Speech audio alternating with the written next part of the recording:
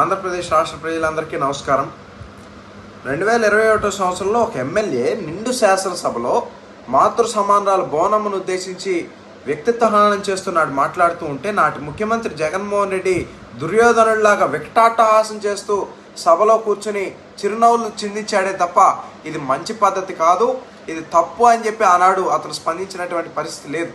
2025 సంవత్సరంలో అధికార పార్టీకి చెందినటువంటి ఒక చిరు కార్యకర్త క్షణికావేశంలో మరి ఒక మాతృమూర్తిని జగన్మోహన్ రెడ్డి గారి సత్యమణిని గురించి అవమానకరంగా మాట్లాడితే నేటి పాలకుడు చంద్రబాబు నాయుడు గారు తన సొంత పార్టీ కార్యకర్త అయినప్పటికీ కూడా తనని జైలుకు పంపించడానికి ఏమాత్రం కూడా వెనుకడుగేయలేదు.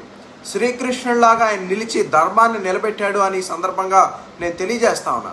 అయితే అందరికీ సమన్యాయం చేయాలనే ఉద్దేశంతోనే ఈ కూటమి ప్రభుత్వం పనిచేస్తా ఉంది తప్ప మనిషిని బట్టి ధర్మం మారకూడదు అని మా నాయకత్వం బలంగా నమ్ముతా ఉందని కూడా ఈ సందర్భంగా నేను తెలియజేస్తా ఉన్నా. అయితే అధర్మాన్ని ఆస్వాదించడానికి, ధర్మాన్ని నిలబెట్టడానికి ఇది ఒక తేడా ఉంది అని చెప్పి ఈ సందర్భంగా నేను మీ అందరికీ కూడా తెలియజేసుకుంటూ, ఇది కేవలం మారిన ప్రభుత్వమే కాదు, ఇది మారిన భావజాలం అని కూడా ప్రజలందరికీ కూడా తెలియజేసుకుంటూ సెలవు తీసుకుంటా ఉన్నాను.